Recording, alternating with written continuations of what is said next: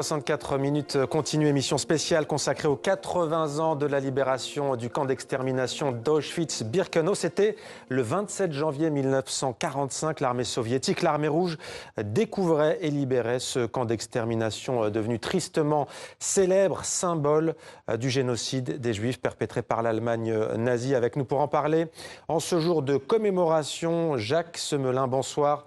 Bienvenue à vous. Vous êtes historien, politologue, spécialiste des génocides, auteur du livre La survie des Juifs en France 1940-1944. C'est au CNRS Éditions. Et avec Laurent Larcher de l'ouvrage Une énigme française, pourquoi les 3/4 des Juifs en France n'ont pas été déportés, chez Albin Michel. François Rachetin, bonsoir. Bonjour. Bienvenue à vous. Vous êtes écrivain, essayiste, auteur du livre Éprouvé à Auschwitz. C'est aux éditions Hermann. Et puis en direct, Catherine Bernstein, autrice réalisatrice du documentaire Auschwitz et survivants raconte, coproduit avec l'INA, diffusé ce soir sur France 2. Alors c'est une série en 5 épisodes qui nous livre un récit très fort et poignant de l'histoire de la déportation à Auschwitz à travers des témoignages singuliers, 44 au total, on va le voir. Alors je précise que vous êtes à Biarritz dans le sud-ouest de la France puisque vous participez au FIPADOC. Votre série est sélectionnée à ce festival international. On va regarder sans plus attendre un premier extrait. Le 27 janvier 1945, les troupes soviétiques entrent dans le plus grand camp de concentration nazi, Auschwitz.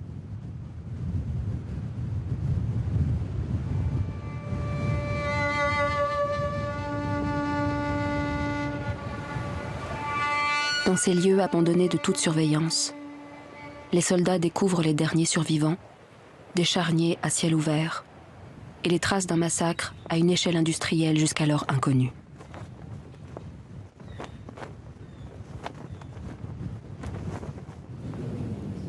Au total, plus d'1,1 million personnes y ont été assassinées, dont 960 000 hommes, femmes et enfants juifs, et près de 20 000 hommes, femmes et enfants tziganes.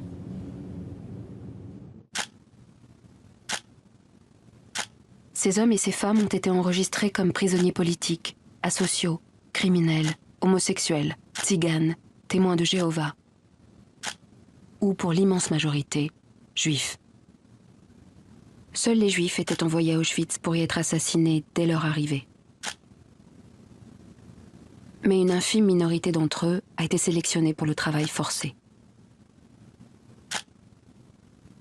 44 survivants, déportés parce que Juifs, ont raconté.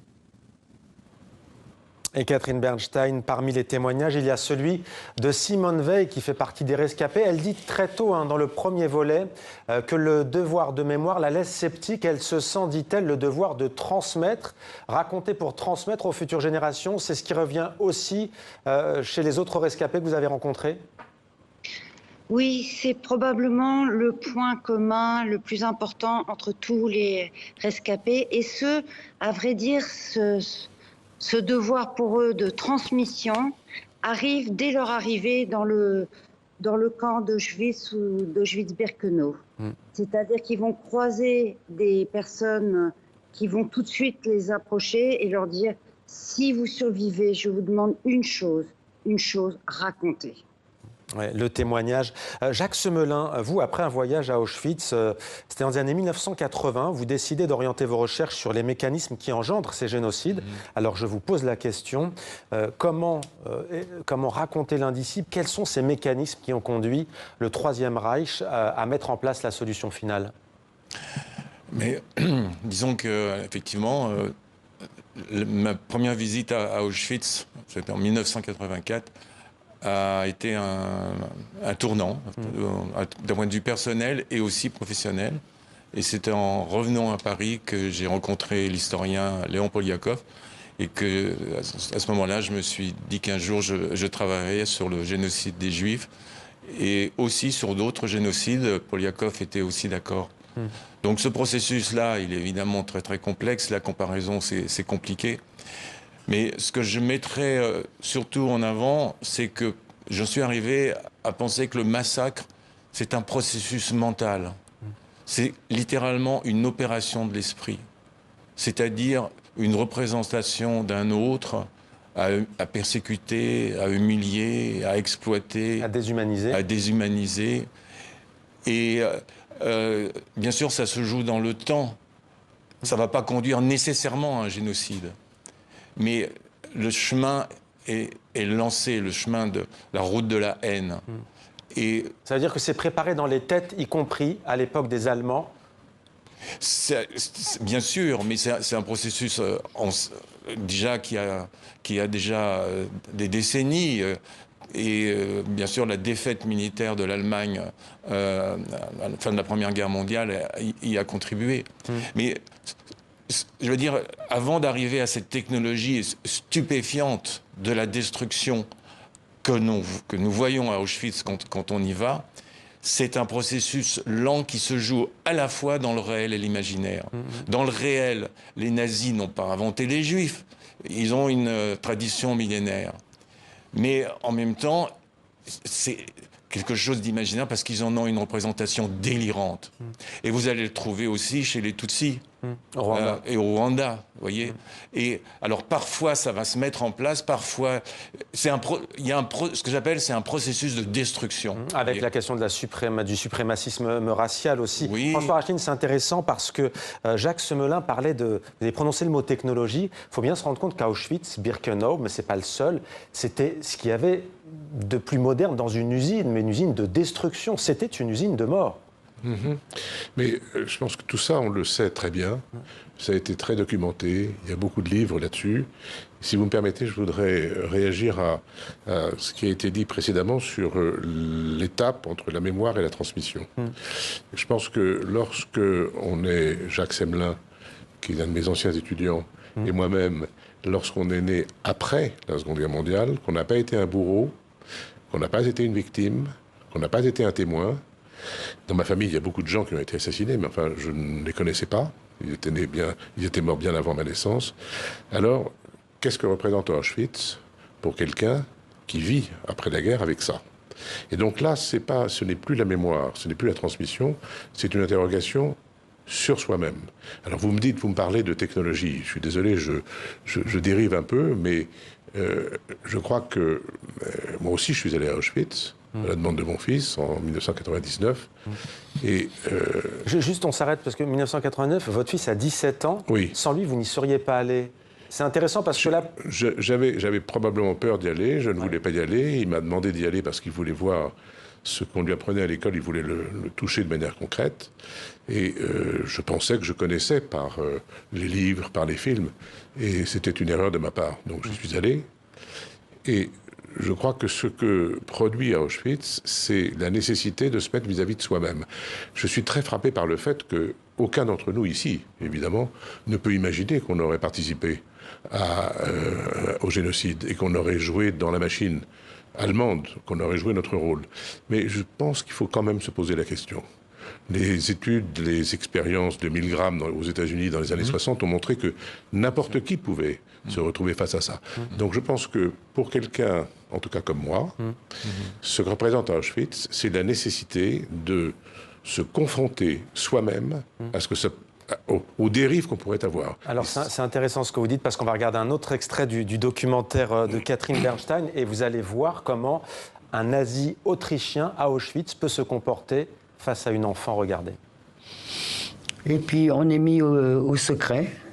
Je suis séparée de mon père, mais il y a un gardien autrichien qui me voit arriver. Et je n'ai pas vu son émotion, mais je l'ai su après. Il est complètement bouleversé de voir cette petite fille rouquine, parce qu'il a une petite fille rouquine du même âge. Et il m'aidera à sortir de ma cellule pour me faire rencontrer mon père dans les chiottes du couloir. Qu'est-ce que vous dites à votre père à ce moment-là? Je sais plus. Je sais plus. Il essaye de vous rassurer? La seule chose, je suis obligée de nettoyer le couloir. Je sais la cellule, où est la cellule, de laver le couloir de la prison. Chaque fois que je passe, et je chante pour que mon père m'entende. Et je chante 2 chansons. Au soleil mio. Et puis aussi une autre chanson. Vous vous rappelez Au soleil mio? Au soleil mio. Et l'autre c'est sur les monts, tout puissant, on entend que le vent, on ne voit que le ciel, on ne sent que le soleil. Au revoir, au revoir, au revoir, au revoir, nous allons chercher le vent. Et Catherine Bernstein, nous avons choisi ce témoignage. Ils sont tous forts, mais celui-ci, nous l'avons choisi parce qu'il sonne comme un chant pour communiquer avec son père, mais comme un acte de résistance aussi dans ce site qui n'est que mort et sinistre. Oui, je donne juste une toute petite précision. Là, en l'occurrence, elle était enfermée à la prison des Baumettes à Marseille. Et c'est avant d'être déportée. Exactement. Avant d'être... Tous les Juifs ensuite étaient réunis au camp de Drancy, au nord de Paris. C'était un camp de transit avant d'être déportés à Auschwitz. Ouais. Oui. 76 000, je me tourne vers vous, Jacques Semelin, près de 80 000 Français de confession juive ont été déportés. Oui, écoutez, c'est Serge Klarsfeld qui a établi ces chiffres, qui sont toujours incontestables. Et effectivement... Seuls 3% sont revenus vivants, si on peut raisonner ainsi. C'est ça. Et si on... Parce que les leçons, on se pose toujours la question des leçons qu'on peut tirer de cette horreur. Bien sûr, il y a le travail de lutte contre l'antisémitisme, mais pas que par rapport aux Juifs. C'est-à-dire parce que c'est ces figures de l'autre étranger qu'on appelait le Polac à l'époque, vous voyez. Aujourd'hui, elles ont d'autres figures quand même. Il y a aussi toujours le Juif, mais il peut y avoir les Arabes, il peut y avoir les Latinos en Amérique du Sud, les Rohingyas. Donc il faut toujours regarder cette lutte contre l'antisémitisme et contre l'exclusion. Mais en même temps, ce qui est très important dans le cas d'Auschwitz, c'est quand on est à Auschwitz, la chance d'en sortir est ridiculement faible. En revanche, la seule chose qui pouvait être positive, c'est de ne pas monter dans les trains. 900 000 ont été tués le jour de leur arrivée. Voilà. Et si vous regardez le cas de la France, c'est très intéressant, parce qu'il y a eu dans ce pays un taux de survie des Juifs exceptionnel par rapport à d'autres pays, comme bien sûr la Finlande ou le Danemark. Pas de survie, vous voulez dire de déportation. Oui, c'est ça, ils n'ont pas été déportés. Pourquoi ? J'ai travaillé... Vous savez, c'est Simone Veil qui m'a demandé de faire ce travail, j'en venais pas, et j'y ai passé presque 10 ans de ma vie. C'est-à-dire que pour moi, si vous voulez comprendre Auschwitz, entre guillemets, si on peut comprendre Auschwitz, c'est comprendre le processus de destruction, d'extermination qui reste comme quelque chose toujours d'impensable, même si on sait comment ça peut arriver. Mais en même temps, comprendre Auschwitz, c'est par rapport à la France, et pas seulement, mais surtout par rapport à la France, c'est d'expliquer pourquoi tant de Juifs n'ont pas été déportés. Or là, il faut revenir. Quand on pense à Auschwitz, on pense pour la France au Veldiv, qui a été le moment exceptionnel, déjà en l'été 42, de déportation des Juifs. Or, à ce moment-là, il y a des gestes d'émotion, de solidarité, parce qu'on arrête des femmes et des enfants. Après la rafle du Veldiv, vous voulez dire les Justes notamment, celles et ceux qui ont dit non aussi parce qu'ils existent et ils ont existé. On va juste oui. Allez-y, terminez. Non, mais ça veut dire qu'il y a à la fois les actes de résistance des Juifs, vous voyez, qui comprennent ce qui se passe et qui vont essayer de se cacher, mais ils ne pourront y arriver qu'avec l'aide d'une partie de la population. Même s'il y a de l'antisémitisme dans notre pays, voilà, c'est ça qui s'est passé. Et donc, du coup, beaucoup de gens n'ont pas pris les trains. Et c'est par là qu'ils ont pu éviter Auschwitz. François Racheline, ce livre, après votre passage à Auschwitz, il vous a fallu 20 ans pour l'écrire. Pourquoi ? Pourquoi, je ne sais pas. Non, mais vous n'êtes pas sorti indemne comme beaucoup, mais... Non, je ne pense pas qu'on puisse sortir indemne. Parce que votre démarche, elle est vraiment particulière d'expliquer. Je vous avais reçu il y a 5 ans, au moment des 75 ans, vous m'aviez dit, la première question, vous m'avez dit, c'est un tatouage. Je vous ai dit, que représente à l'échelle de l'humanité la solution finale, le génocide juif, vous m'avez dit, c'était un tatouage. Oui, alors je répète ce que je vous ai dit il y a 5 ans, et si vous me réinvitez dans 5 ans, si je suis toujours là, je le dirai encore, c'est pas seulement les victimes du nazisme qui ont été tatouées, toutes les victimes, c'est l'Allemagne, pour longtemps, comme l'a reconnu le président de la République allemande il n'y a pas longtemps, et l'humanité tout entière. Et je pense que, oui, il y a une immense majorité de juifs parmi les victimes à Auschwitz, mais je mets au défi quiconque de reconnaître dans des cendres un musulman, un juif, un protestant, un tzigane, n'importe qui. Ça mélange tout. Vous voyez, c'est très intéressant la manière dont la discussion se développe, parce que moi j'ai de plus en plus, depuis 5 ans, ça s'est pas arrêté, de plus en plus, je m'interroge sur ce qu'il y a en nous et qui peut dégénérer. Alors c'est une vieille histoire de Platon sur l'esprit, l'esprit et le corps, jusqu'à Freud avec la pulsion de mort, la pulsion de vie, en passant par Goethe avec Faust, en passant le fameux livre de Stevenson, c'est-à-dire Dr. Jekyll et Mr. Hyde, et jusqu'à Tintin. Le petit diablotin rouge et le petit angelot bleu qui gisent à l'intérieur de Milou ou du capitaine Haddock, c'est le débat permanent. Le débat permanent entre ce qui est bon, ce qui n'est pas bon, entre le mal et le bien. Et le tout est de savoir à partir de quel moment il y en a un qui l'emporte sur l'autre. Catherine Bernstein, il y a aussi la question, on parlait de la transmission, mais ces femmes et ces hommes que vous avez eus en face de vous, comment ont-elles fait pour vivre avec ce poids pendant des décennies ? Eh bien, c'est ce que montre très bien le 5e épisode. Le récit est construit en 5 parties. La première partie traite des persécutions. Je montre comment une chasse à l'homme va être organisée à l'échelle d'un continent, à savoir l'Europe occupée. La deuxième partie montre la déportation. La troisième partie montre l'univers concentrationnaire. La quatrième montre ce que les nazis ont cherché à cacher à tout prix, à savoir l'extermination. Et grâce à ces témoins, va émerger des témoignages très très forts, parce que ils sont les témoins directs de cette extermination de masse. Et la 5e partie montre l'après. Et dans l'après, clairement, on comprend qu'on ne sort pas indemne d'Auschwitz, c'est-à-dire que Auschwitz reste en eux tout au long de leur vie. Et paradoxalement, plus ils vieillissent, plus ils retournent à Auschwitz, si je peux me permettre d'exprimer ça.